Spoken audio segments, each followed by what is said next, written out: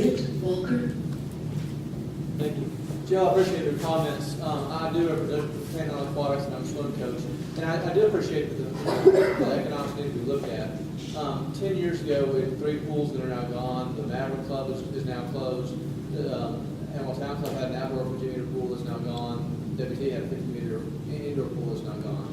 A couple years ago, we had a study and we called folks in the area, and 90% of people said, yes, we do need aquatics, and yes, we will help them pay for it. There is demand for it. From the financial standpoint, your comment earlier about quality of life, it is similar to a park. It's not going to pay for itself. It's something that I believe the community could do and should do for the quality of life of the people. But you raised very good points. I appreciate you talking to McDonald's Corporation. Thank you.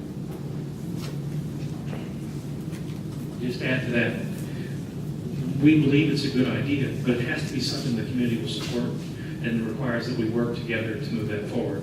I mean, that's why it's brought up. It's one of the things that we're going to continue to work with the community and have reached out to Vicki, and they're doing a number of things to make sure that that's continuing to be investigated.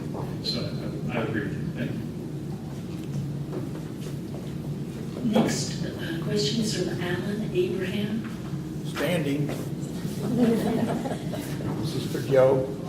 My concern is the Civic Center in its number one, state of repair or lack thereof, and secondly, I've been told by some expert that it's not adequate for very large conventions, not adequate, particularly the auditorium, to accommodate a convention hotel. So my little mind says that's an asset that we have to take care of, Amarillo first. That seems right in the starting block.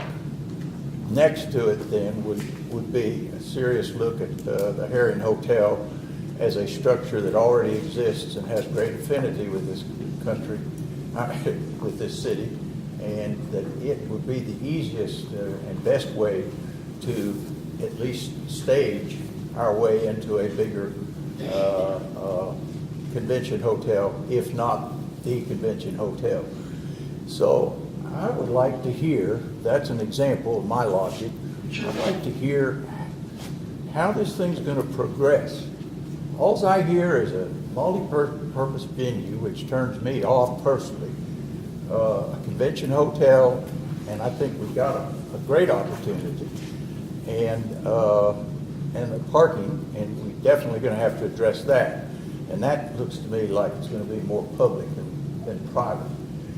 And the Civic Center. So I'd like to, when are we going to hear some logical progression of how it might be developed instead of here's 3 projects we're juggling?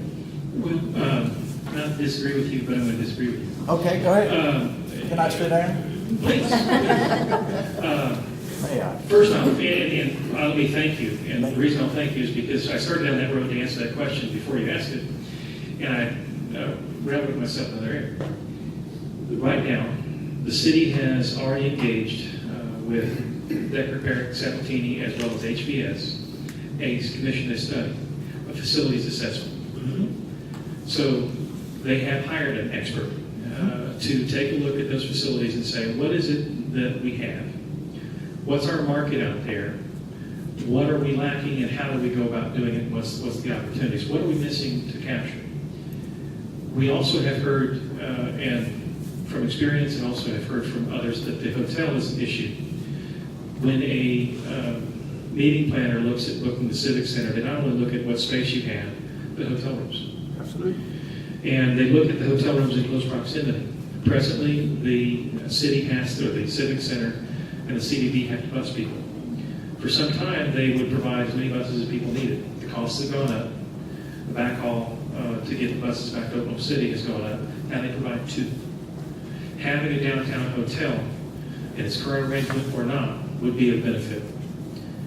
So the idea of what's happening in the logical progression, the goal with that assessment that's underway is to have that information and coordinate it with the recommendations coming back through August.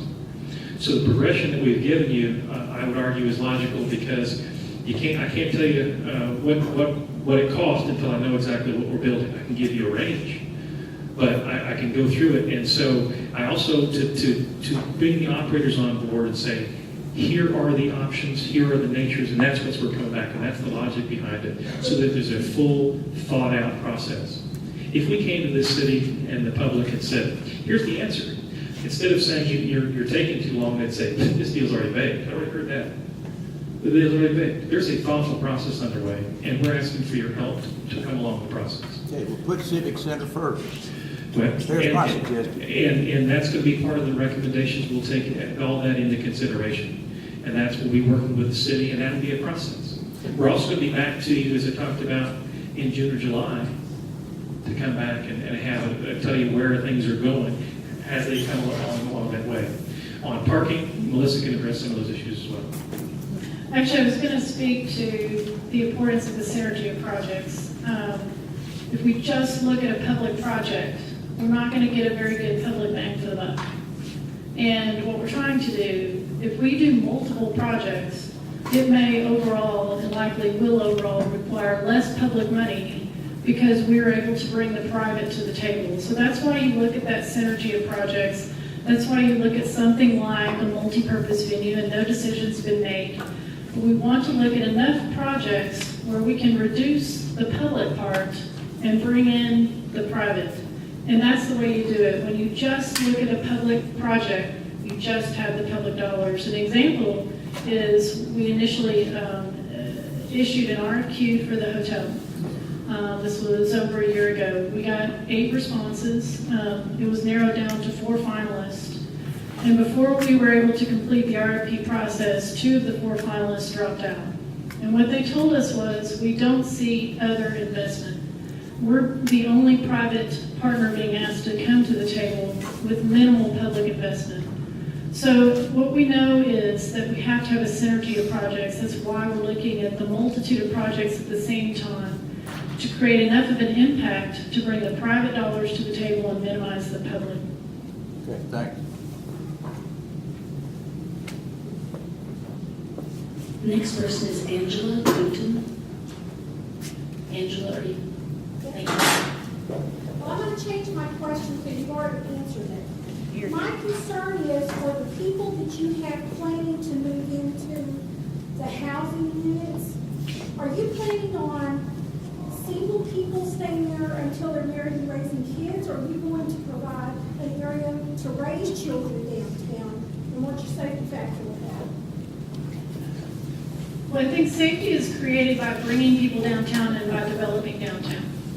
Certainly, Joe talked about some of the security issues that need to be addressed, but the best security is bringing people downtown. In terms of downtown housing, we had a housing study done which told us that there was a market demand for several hundred units now, and very conservatively over the next 10 years, up to 600 units, which doesn't sound like a big number, but that's actually a lot of projects. When you think of the size of our buildings here, you might have 20 or 30 units in a building. Typically, in most downtowns, demographics suggest to us that the young population, as well as baby boomer types, tend to move into downtown. Certainly families can. We have a wonderful school system here. I live downtown. I have a 5-year-old. She would go to school a mile from our house at Bivens Elementary. So, we have schools that are in close proximity. We have wonderful colleges downtown, Emerald College and WT downtown, that I think we'd love to see expand. And certainly, in the future, bringing more education to downtown is something we need to focus on. I don't know if I answered your question. I don't see things, I don't think would be the exception to the rule. I just can't imagine having children downtown with no parks, with no place. By the time you get all this project done, your child is way past the peak. It's a chicken and egg thing. You have to create a place that is for families. You have to create things to do. And it's certainly kinds of families that want to live in that kind of environment. Some people do, some people don't. You have, park space is an important component of this. As we look at, if you saw the land use plan, it identified a potential park space in that area. We have Elwood Park, we have Sanborn, but we need parks in the core as well. So we have to address that, and we have to address it holistically, and that's what we're trying to do.